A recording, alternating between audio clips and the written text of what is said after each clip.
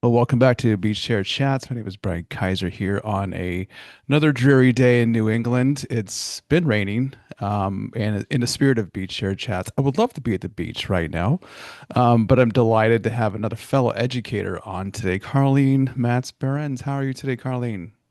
I'm doing great. It's spring break.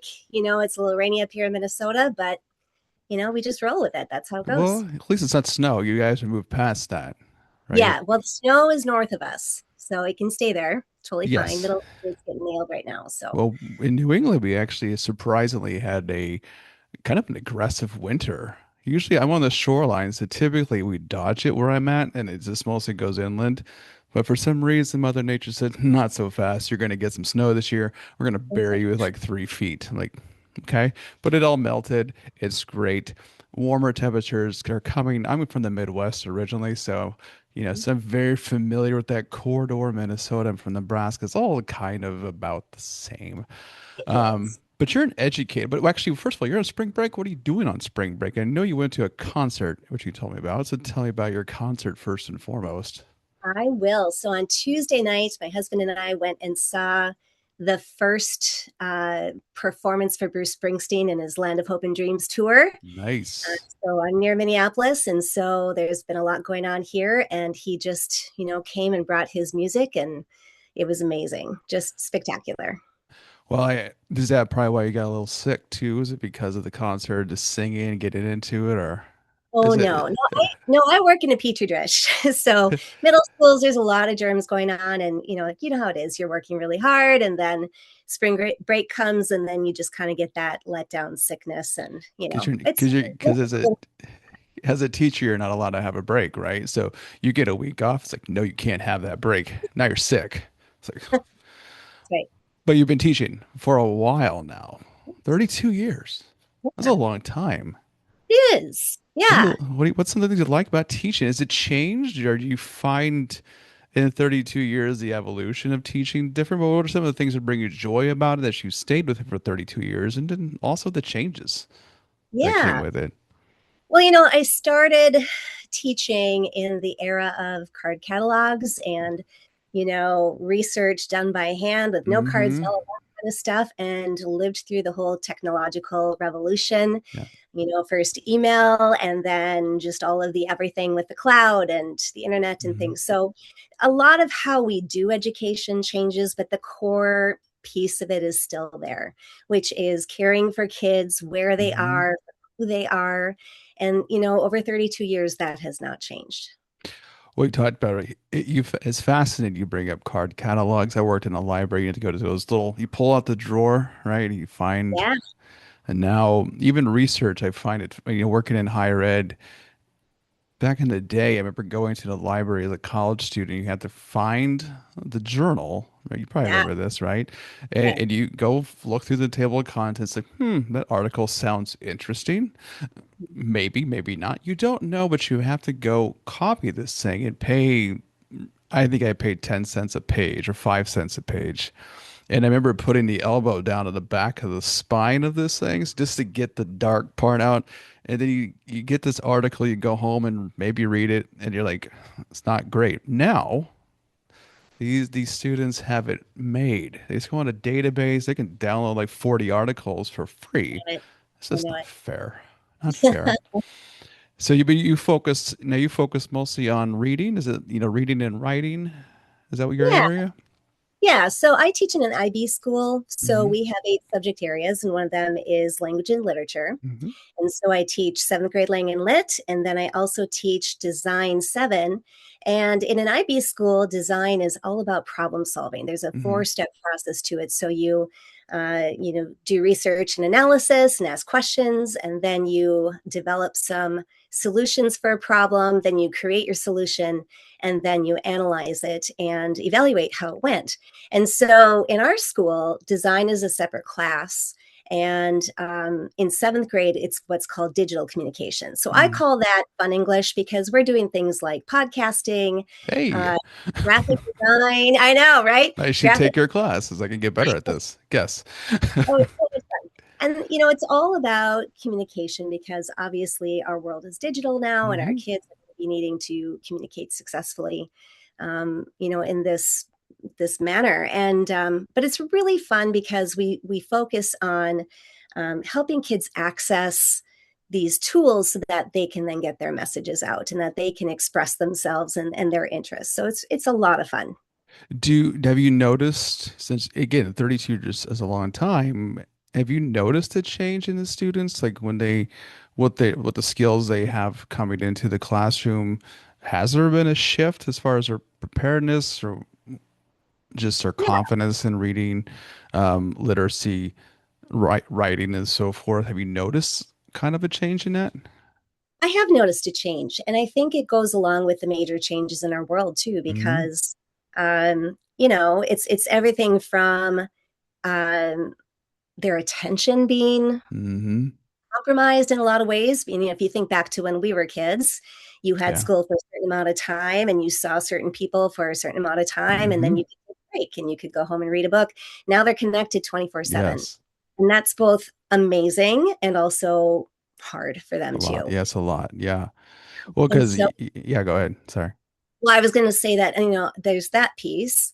And I do remember um, back when Twitter first came out and when my first students got those smartphones, and I would watch them and see how drawn into it they were. Mm-hmm. And then I would be at the shopping mall and I would see people pushing strollers with a smartphone in their hand. And I Yes, would think to myself, what's it going to be like when those kids end up in our classrooms? I know. Because you have to talk to your kids. You have to, even if they can't Uh-huh. answer, you got to talk about the blue sky and the balloon and do you like this color versus this color, and so now those babies are in my classroom. Mm-hmm.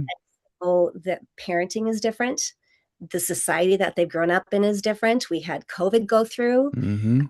Our sixth and seventh graders right now, I think we're kindergarten, first grade or so when COVID happened. And so their reading is different. Their tolerance for the length of time things can take is different. But essentially, they're still the same in that they're kids who want to know that they're okay and they want to know that they matter and Mm-hmm. they want to know that somebody is there looking out for them. So some things have changed, but at their core, kids are still the same. Well, it's true that, you're absolutely correct about the core because with a change of society, a change of technology, you're right. As a developmental psychologist, I do cringe every time I see a small child with a smartphone or they're looking at something, and I just like stop doing that. Just don't give it to them. They're too young. I just read Yeah. the book, The Anxious Generation, which is a good book. It still needs a little more backing. It's kind of a one directional book about social media and phones and what they should do in the schools. It's bigger than that. But I believe there should be an age group, an age range when they should have access to social media. You mentioned Twitter, like the OG Twitter or like the weird Oh, Twitter that it became weird because it became X and I don't know what it is now. I got off that thing a long time ago because it was crazy. Like all social media can be. yes. Um, so there is a shift in it, but like at the core. So I think one of the challenges teachers have is being able to educate and like stimulate all their senses, right? Mhm. And helping them just like even like with reading a book, not on a phone or something like this, to hold it to feel the sensation of turning the pages, reading it, being in it, and Yes. engaging in it. But sometimes you talk about parenting, the role the parents play. It's like you do this as a teacher, you do all these wonderful things, and then you send them home, Yeah. right? And I've worked with people that work in kindergarten, just the early elementary stages. They do all their diligence to do all these things to help them, but then they send them home and like everything gets erased. And Yeah. then they come back on Monday. And it's like, what happened? And so there's a huge thing. So educators, sometimes it can be frustrating. So you've ever had those moments, just like teacher burnout. It's a real thing. And Yes. I think it's more for K through 12 as a college, higher ed person. I think we have a different world in K through 12. Have you ever experienced this burnout in your 32 years? And how'd you get through it? Yeah. Teaching goes in cycles. And I remember somebody telling me that around year 4, year 7, you kind of get those feelings of, is this what I'm meant to do for my life? And I think the best thing you can do to fight burnout is to have good boundaries for yourself, right? To look out for your well-being, to know that, you don't have to do everything perfectly every single day, and all of that, and take care of yourself so that you're better able to take care of the kids in front of you as well. Well, this transition to a great way because burnout's a real thing. So sometimes you got to take care of yourself, Yeah. right? If you can't take care of yourself, you can't be a great teacher, right? Right. So I'm gonna transition to your favorite place to be, the Yeah. beach, right? Yeah. So talk about why you love it. Why do you love the beach? You know, I have a question about leaving pieces of your heart in certain places. What is it about the ocean, the water that you just love, and why does Yeah. it ground you? Well, I grew up in northern Minnesota, and my family has a cabin on Lake Vermilion, which is the most beautiful place in my whole life. And it was always the place that grounded me. Hmm. And I thought about how, water is so constant and changing at the same time. It's something that cleanses us, it's something that renews us and heals us. And I like to think about it too, like it's in all of us. It's something that, touches everything. It just kind of connects all of us together. And so I love that. I love how water can change things. I love how water can, provide that constant rhythm, and it embraces you, I guess. And so just that feeling of coming home in a way, if that's about what I want to say about that. Well, it's true because, like I said, I grew up in Nebraska. There's no beaches. Like Minnesota, 10,000 lakes. Is it Yeah, really 10,000? I mean, is there more than it's that? more, it's more than that. More than that. Yeah, There was no body of water for me. And so, but I've always, as a kid, had a fascination for it. yeah, And the irony is now I live by it within like a 5 minute walk. So I'm spoiled in a sense because I can just go there. But there is that sense of like just the majestic feel of it. I talked to someone this morning on another episode who's in Costa Rica, and just the what it does for people to be in it. And she talked about being a surfer, and when you're in it, you're unplugged. You have nothing there. You're just you're in the moment. You're in the sheer power of the ocean and just the water because it's this, you don't have control over it. So I think it's a very humbling thing when you see how um, massive it can be. But also, I love stories too, hence the podcast concept. But I think about when I look at the ocean, it's like how many stories existed on this body of water over the course of centuries, right? absolutely. Yeah, And being in New England, I think about the history that of all the settlers that came here and everything that happened. Just ships coming across, settlers coming across, immigrants coming across, finding their new home here. So there's always a story to be told when you look at the ocean. So speaking of stories, yeah, you wrote a book with your friend, right? I Is it did. extraordinary? Ride the Yes. waves, right? So talk a Yeah. little bit about that book. Yeah, so my best friend Lisa and I kind of revolved around each other for a while. We taught in the same district, we had mutual friends. And there was a day back in, I think it was winter of 2017 or so, when a mutual friend invited us both over for coffee. And the story that we tell is that our book started with a perimenopausal rant because Mm-hmm. we were both aging, and Lisa was not. She's a Leo, so she's opinionated and fiery, and Mm-hmm. she's like, "What is with this?" And I had a lot of empathy for her because I had a hysterectomy a few Mm-hmm. years before. So I'm like, "Listen, sister, we need to talk." And we just kind Yeah. of started talking about this process of aging and how, as middle-aged women, there comes a point where you start to notice that you're being elbowed off the stage a little bit. Mm-hmm. And it's like, what is with that? I still have things to say. I Of still have course. stories to tell. So we just started talking about all of those things, and it grew into this book about it's just basically a love letter to women in the Mm-hmm. middle, to say you still matter. Your stories matter. Who you are matters. Even if our society doesn't value outwardly as much as it values youth, that we still are part of that. And it's a great point because you're right about society. Me being, and I'll acknowledge this, me being as a man, and Mhm. for women have way different pressures. And to maintain youth, right? Yeah. As they get older, there's always something they have to do. Like as a guy, it's like we can go gray, we can let it go, no one cares. Women's like I can't because there's that pressure, right, to maintain almost relevance to be seen still. Yeah. And so women in that age, in your age group of the middle age, like become, like I said, nudged off or almost invincible. But like I said, you still have lots to contribute, and you still matter, and you still have lots of things that you can do that make an impact. But you're like in this back corner trying to like just like look at me, I'm still here.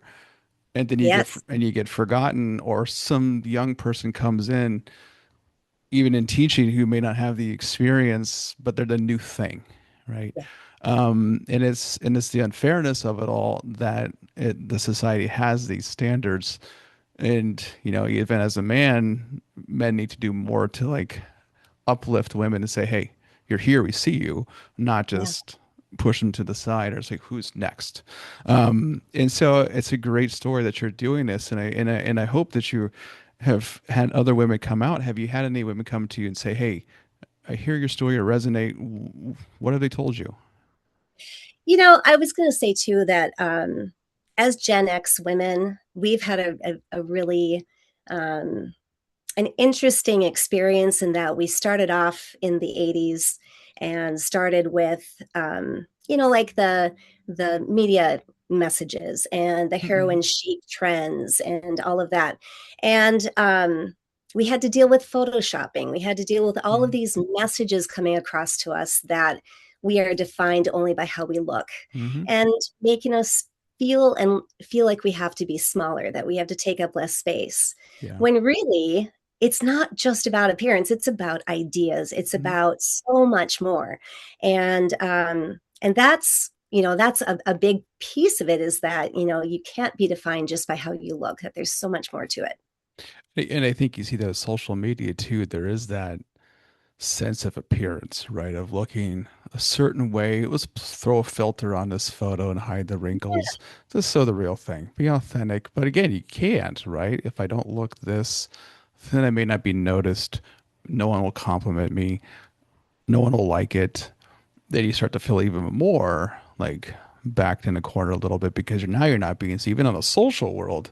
But you're definitely right about the pressure that women have to keep saying you're more than just an appearance. And I think it's time in our society that women do deserve that voice, so that they don't have to keep fighting for it. I think they should keep fighting for it, but I think also men should step up and say, "We hear you, see you, Yeah. and we're here to advocate and push you forward," right? And not say we can do that too or take it from you. I think Yeah. one of the things in society is that when women accomplish things that men can't do, like the one thing women can do that men can't is deliver a baby. That's the one thing. I Yeah. remember this is a funny story. I remember I had a kidney stone, and I went in and I thought I was dying. Right, typical male. I think I'm gonna die because we're fragile and we're weak. When we get sick and we just can't survive. Survival. I don't how we survived. I don't know. But I went in to do the thing, and the nurse is like, they say a kidney stone is the closest thing for men to, having a baby. Yeah. And I said, no disrespect. And I go, I'm going to give women that ownership of having a baby, not me. And that is theirs. And I would say any woman would argue that no, having a baby is by far worse than the kidney stone. So, but I said, I go, men aren't going to take this. I'm not going to take that from somebody and say, this is the same thing. But there always is that too. So I think, it's important to give women their voices, to champion them, to keep doing that. Um, and also having supportive people in your life too. I'm sure your husband probably champions you too as well and supports you and just is in your corner. Would you say that's the case? Oh yeah. Yeah. My husband is amazing. He's a person who believes I can do anything Hmm. unless I ask for help. And he's my partner. It's not Hmm. about expectations. It's just more about we are experiencing life together. Well, and that's the important thing too, because it's a long life. Having people in your corners to support, even to go through good times, bad times, whatever it would be, is having that support. Um, Now, I'm going to talk a little bit more from some other stuff that you do. Do you make jewelry? Is that I, correct? yeah. Do you have So, like some stuff? Is it just what's your it's examples? a funny story because Lisa and I, well, it started off with both of our sisters make jewelry, and it just kind of morphed from my sister and me creating decorations for jars for my wedding to Mm-hmm. Lisa was into essential oils, and so there were diffusers that we made Mm-hmm. little bling for, just like the jars for the wedding. And then people would look at it and say, "Well, can you make a bracelet?" We're like, "Well, sure, we'll do that." And well, could you make it into a necklace? Yep, we can do that. And then it grew into we started going to antique shops and buying vintage jewelry, and just that idea that these old pieces contain stories, right? So Mm-hmm. you talk about stories in the water, same thing, that these pieces were important to somebody at one time. And so they wore them to important events, graduation parties, nights out, whatever. And so we like to give new life to those things, and Mm-hmm. then we call it recycling, or what do we call it? Recycled beautifully, right? That we can create new things and then share those stories with other people too. So I do a lot of the beadwork, Mm-hmm. and Lisa is kind of the earring queen. And so we have a ball. We just come home, and that creative process is healing for when we are stressed, or we just need to kind of recenter ourselves. And so we do that. We create all winter long, and Mm-hmm. then we go to farmers markets in the summer and chat Nice. with people and sell our stuff, and it's great. Well, you are the true educator because every educator has a side hustle. It's just the Yeah, thing. If there's no teacher that does not have a side hustle, then they're not doing it right because you have right. to. Oh, Because not only you do it for the extra, like, passive income, but also it's just something different. yeah. Like I always joke, if I could just do something random that's not education, I would totally work at a brewery or a Yeah. winery and just it'd be fun, socialize, and just not this job. So, and Yeah. it would be until my students would walk into the brewery because I'm working with college students. Like, oh gosh, that's happened to me a few times. I've gone into a bar and I've walked in and like, oh, you're one of mine. And the Yeah.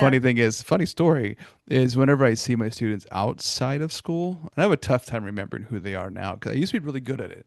As I Yeah. gotten older, names are gone. I see them in the Mhm. hallway. It's like, hey, recognize you, but I don't. I have 350 people assigned to me. It is nuts. But when I go out, I see like, huh, who is that person? It look really familiar. Oh, it's one of my students. Yeah. And now I have to like just drink water and not have fun because you don't want to be the teacher who's this. And well, actually, one of the funnier things was I was at another restaurant and I looked to my left and there's this professor and I'm like, huh. And he's on a date. I was like, huh, okay. And I think after a while, he realized it's like awkward because I'm sitting there and he's like, he actually got a table and he moved because I think Yeah. it was weird for him. But again, out of context, because educators need to have a life outside this, which is great that you're going to concerts and doing this. If you're on your vacation plans, are you doing more of a vacation for the rest of your spring break? Not really. I mean, I ended up with this cold that I have right Mm-hmm. now, so I'm kind of taking it low key, but just doing some house projects and things. And our yearbook deadline is coming up, so I have to do some work for that. Of course, I've got 400 things in my grading, Mm-hmm. inbox that I need to do. So I've tried to just do some time just for myself, but then time to catch up so that when I do go back, it's going to feel better. Now, summer vacations. Obviously, with when you live in a climate where it snows, do you have to extend everything to the end of the summer? Like here in Connecticut, they're like going to school in the end of June. At this rate, they have like a month because of the snow days. How much time do you get off in the summertime? It depends on the year.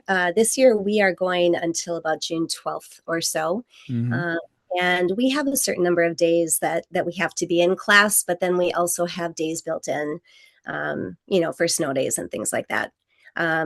So there, we have not had days added on to the end of our school year in a very long time. So Mm-hmm. they planned pretty well for that. It's But kind of also, because it's expected, right? Oh, go ahead. Sorry. well, I was going to say too, my school district doesn't call school very often. So if we get, a snow day, we're going to have an e-learning day anyway. So we can still count that day. Mm-hmm. So Unless you live in like, South Carolina or Texas and there's a dusting and they'll yeah, shut the state down because yeah, they have no idea what to do with that stuff. I'm like, yeah, it's just a dusting, but it's terrifying to those southern states, because of that wonderful global warming thing that's happening, that it's snowing in Florida and iguanas are falling from the tree because they're frozen. It's weird, right? But hopefully you have a good summer plans. Like, do you do like a vacation? Do you go somewhere? Like, what's the big thing for you every summer? yeah. So Lisa and I do probably three farmers markets a week, and so I just get to hang out with my best friend all summer, Mm-hmm. which is great.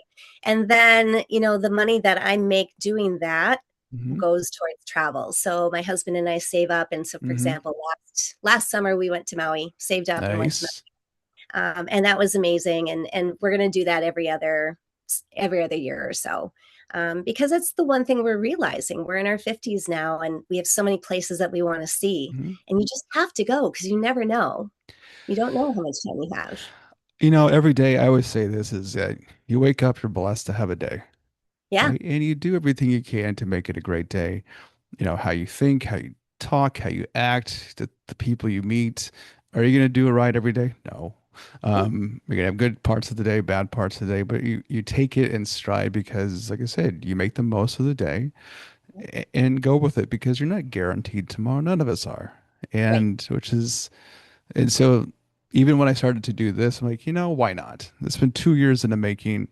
Here we are because I like meeting people. I like hearing their stories. People I've never met. It's the exhilarating thing about this thing is that it's like strangers. You talk to Yeah, people online, but you really don't know them until they get on. So I don't even know like what I'm getting, and you don't know what you're getting. So it could just like an element of surprise. But this is my what episode are you? I'm lost track. I just edited number 10.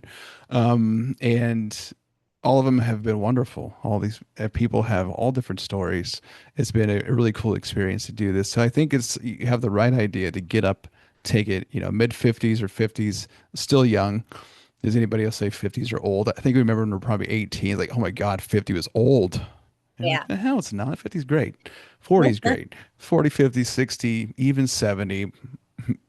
I might stop after 80 or 90, but you do it. So it's the important thing to keep living life, keep doing it. You work really hard every day. You do a phenomenal job teaching. For 32 years, you've made an impact, but it sounds like you make an impact outside of the classroom too, as well. With the women in your life, keep pushing their voices, keep raising your voice up there too, as well. Um, but Carleen, it's been wonderful having you on today. I hope you feel better, yeah. Thank you. and I hope you get to see more concerts soon. Absolutely. Yeah, we got Hell, a couple coming up. So we're ooh, who? Well, we are going to go see. There is my husband loves guitar music. So there is a blues guitarist coming to the Nice. Dakota. Can't remember her name at this point. And we are hoping to either get to Lady Gaga or Ooh, Bruno Mars. So Bruno, yeah, very good, both good artists. yes, I like the Lady Gaga version of the Tony Bennett pairing. yes, I think that absolutely. rest in peace, Tony Bennett. But I always thought that was a good because she is a phenomenal talent. And the poppy side, not so much me, but she's got a great voice. So does Bruno Mars. Yes, So great talents that it would be wonderful to see them live in concert too. So I hope you get to those, enjoy every single minute of those. absolutely. But I'll let you get back to feeling better. Enjoy the rest of your spring break. But thank you again for being on today. You're welcome, Brian. Take care.